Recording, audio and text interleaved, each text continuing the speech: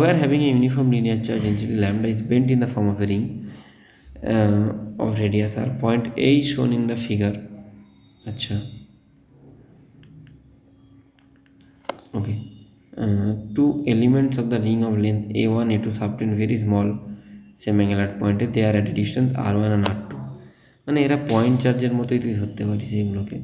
তাহলে এর জন্য যেটা ডিস্টেন্স r2 যদি হয়, এখানে আমি জানি রিংয়ের মধ্যে যে কোনো জায়গায় ফিল্ড কত হবে, 0। তাহলে এর জন্য এখানে ফিল্ড কত হবে, কে কিউ বাই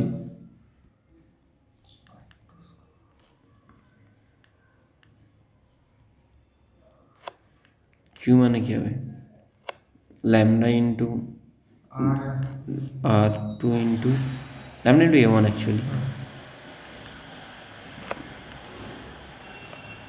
তো উল্টো হয়, ল্যামডা টু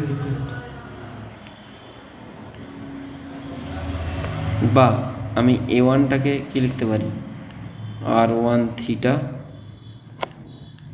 r2 থিটা লিখতে পারি।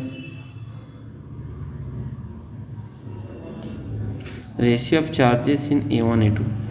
আচ্ছা, তাহলে রেশিও অফ চার্জেস মানে এখানে চার্জ কত আছে, q1 আছে, তাই তো।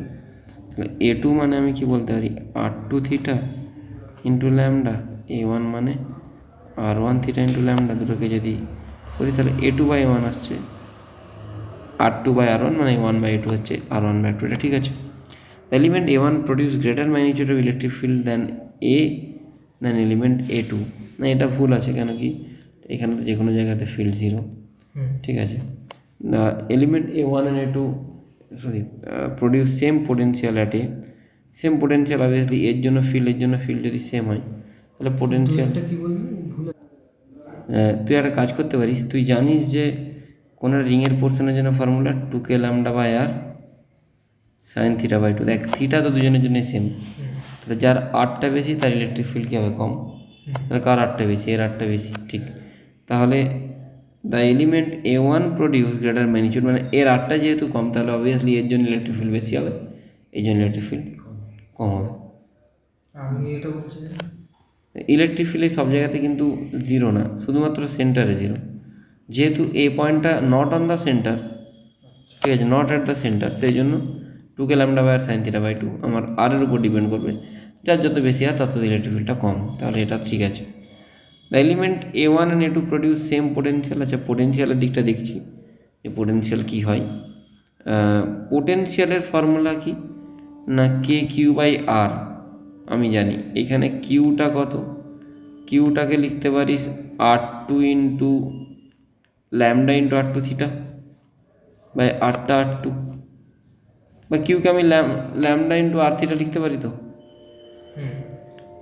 আর এখানে আর কেটে যাচ্ছে, তাহলে কে ল্যামডা থিটা মানে তো আমি ইজিলি বুঝতে পারছি যে এখানে আর এর কোনো টার্ম নেই, তাহলে পোটেনশিয়াল দুজনের জন্য সেম হবে, থিটা সেম।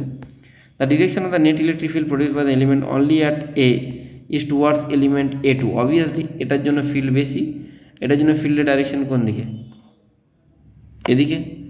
এটার জন্য ফিল্ডের ডাইরেকশন কোন দিকে, উল্টো দিকে, তাহলে নেটটা কোন দিকে কাজ করবে, অবভিয়াসলি নিচের দিকে কাজ করবে।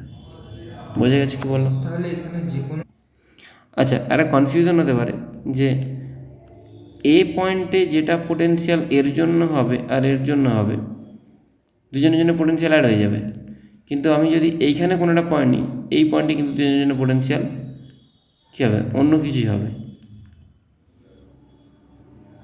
তখন আরগুলো চেঞ্জ হয়ে যাচ্ছে, মানে আরগুলো না, কী হচ্ছে, কে ল্যামডা থিটা, মানে আমি বোঝাতে চাইছি যে এই পয়েন্টে যা পোটেনশিয়াল হবে, আচ্ছা থিটাটা চেঞ্জ হবে, আবার এই পয়েন্টে পোটেনশিয়াল কিন্তু আলাদা হয়ে যাবে। তাই এরকম না যে এই পয়েন্টে পোটেনশিয়াল মানে পুরোটাই ইকুইপোটেনশিয়াল, না, এই পয়েন্টে পোটেনশিয়াল মানে এই পয়েন্টে পোটেনশিয়াল আলাদা, কেন কি এখানে থিটাটা চেঞ্জ হচ্ছে, থিটাটা আলাদা হচ্ছে, তো প্রত্যেকটা পয়েন্টে পোটেনশিয়াল আলাদা, কিন্তু অবভিয়াসলি এই পয়েন্টে এর জন্য যা পোটেনশিয়াল হবে এর জন্য পোটেনশিয়াল সেমই হবে।